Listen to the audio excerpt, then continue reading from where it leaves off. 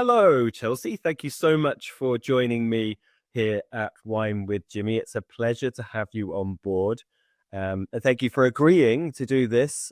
What I wanted to have the big discussion on, because I think it's quite a unique point for Virginia and it's quite a focal point for 53rd Winery. So could you talk a little bit about the grape variety Norton?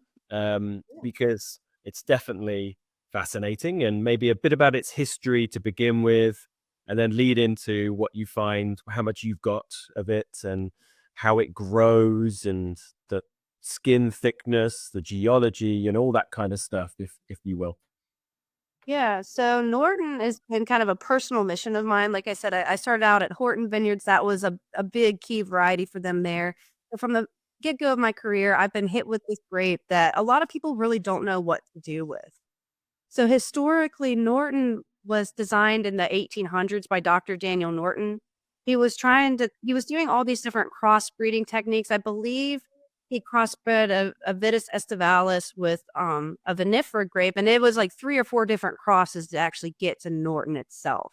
Right. He planted this Norton. It was actually deemed as one of the best wines in the world.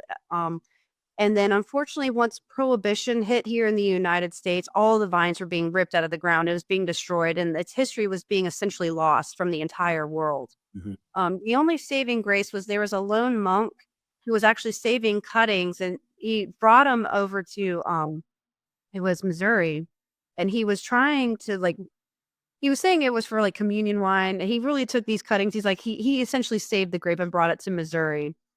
Um, and that was kinda it for Norton in Virginia for a very, very long time until about the 1990s.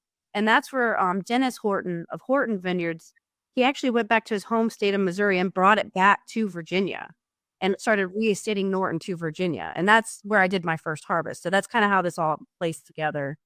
Um since then, Norton has been really a love-hate sort of grape here in Virginia. A lot of people either really, really love it or they're really just like, "That is the worst thing I've ever tried in my life."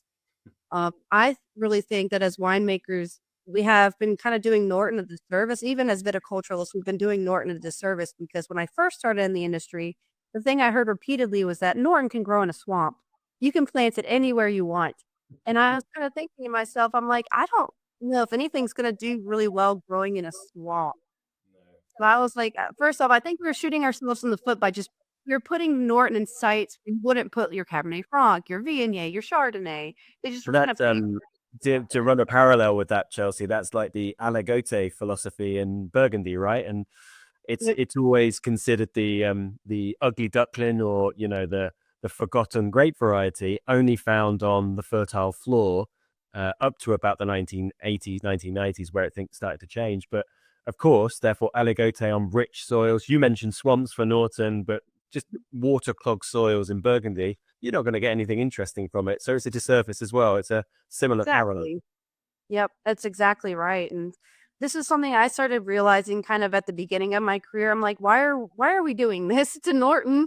Because I feel like we're just making it worse than it needs to be.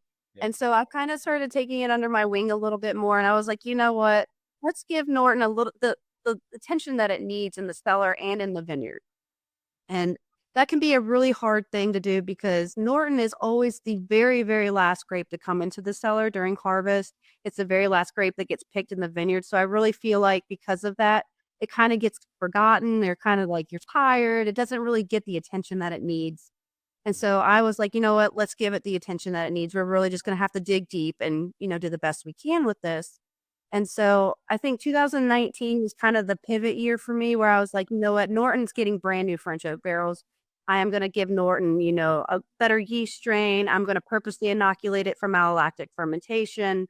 I'm going to make sure we're taking care of it in the vineyard. We're not forgetting about it, that sort of thing. And so that's when I really started being like, hey, Norton could be so much better than what we're doing because we're not giving it the love that it needs.